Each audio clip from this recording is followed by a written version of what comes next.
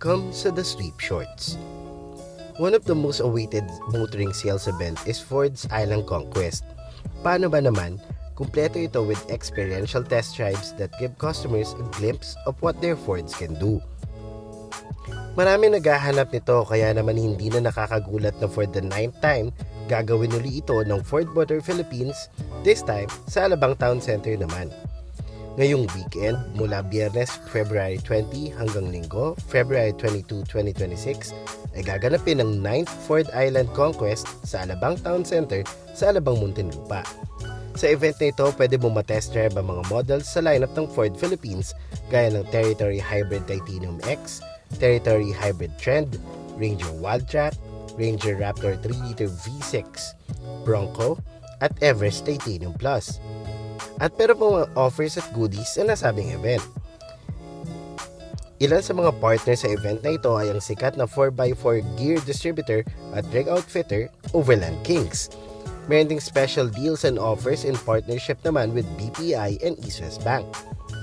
Halimbawa, para sa mga interesado sa unang battery electric vehicle model ng Ford na Mustang Mach-E, pwede mo itong mabili at 0% interest with a 50% down payment and 60-month payment scheme by a BPI and East West Bank.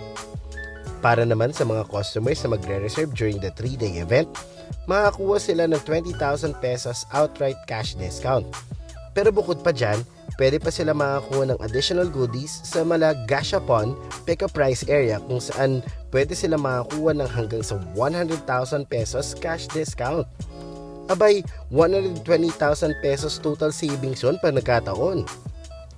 Meron ding mga bago at exclusive gear from Overland Kings, free refreshments, at masasayang activities para sa mga magte-test drive at magre-reserve ng Ford vehicles. Kaya ayain na ang pamilya at barkada at bumisita na sa Alabang Town Center Activity Center mula 11 a.m. hanggang 9 p.m. sa Biyernes, February 20 at 10 a.m. hanggang 9 p.m. sa Sabado at Linggo, February 21 to 22. Libre ang admission kaya halika na. For more information about the 9th Ford Island Conquest sa Alabang Town Center, visit the official Ford Philippines Facebook page. And this ends our episode of The Sweep Shorts. Kung gusto mo ma-update tungkol sa mga pinakabagong balita sa motoring at mobility industry sa Pinas, i-follow o mag-subscribe lang sa aming mga social media channels sa Facebook, YouTube, Instagram, at TikTok. Thanks for watching and see you in the next one.